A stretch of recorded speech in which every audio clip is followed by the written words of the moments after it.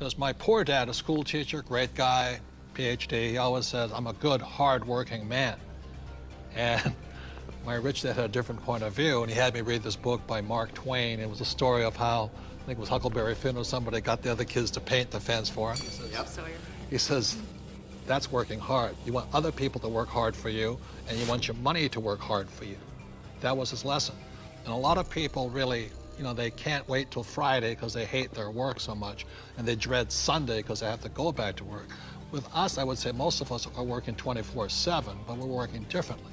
And I love our work. And it's challenging, there's problems and all that stuff, but I love it. So we work hard, but we don't work hard in the normal sense of working hard. The problem with working hard for money, because the rich don't work for money. The problem with working hard for money is you pay more in what, Tom? Taxes. Taxes.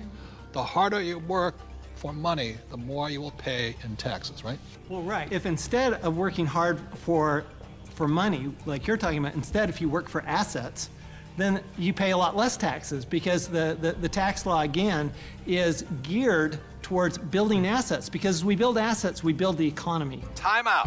The big difference between E's and S's and B's and I's, E's and S's focus on the income statement, and B's and I's focus on the asset column. My rich dad simply said to me, he says, assets put money in your pocket whether you work or not, and liabilities take money from your pocket.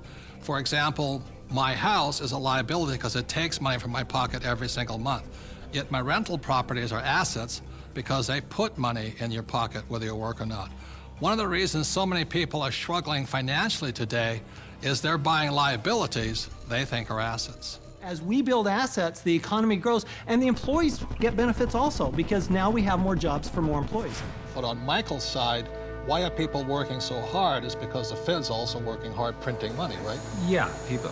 I've got friends that just say, I need to get more hours, or I need to get a second job or something like that. They're working harder to make a few more dollars, but they don't realize that over this entire past decade, the average in real income after inflation has been falling. So the harder people work, the less they're making anyway, because the government and the Federal Reserve, the banking system, they're basically stealing it from them. Can we bring in the bags of coins right now? Thank you. I'm not going to hold that. Oh, I'll give you an example. In the year 2000, one gold coin cost $300. So this is $300 in US quarters. Today, in 2010, that same gold coin, it takes $1,100 to buy the same coin. So the reason people have to work so hard to keep up, to keep paying money, is because the value of your dollars are going down. So the insanity of going to get another job, pay more taxes, and work harder, when how many dollars did the Fed print in 2009?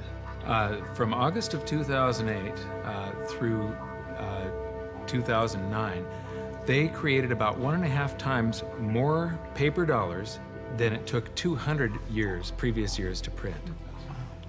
So that's why people are working harder, because your money is worth less. And it isn't the coin that changed. People don't understand that it isn't this price going up, it's the value of the dollar falling.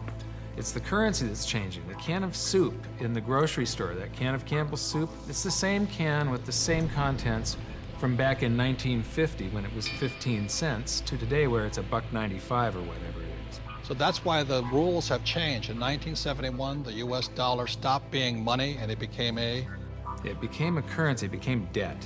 It became an IOU from the federal government. And the thing is, they can print as much as they like of it. And the more they print, the harder you have to work. It all takes place in your head. Take this glass here. In this case, the glass here is context. It holds the content, in this case, the water. E's and S's have a different context than B's and I's. Having a different context, E's and S's attract the sacred cows like go to school, work hard, live below your means. B's and I's, having a different context entirely, attracts a different type of content, different type of information, different type of education. Money is created out of your head. If you're a true B and I, you're not concerned, it's because just like the Fed, we can print our own money.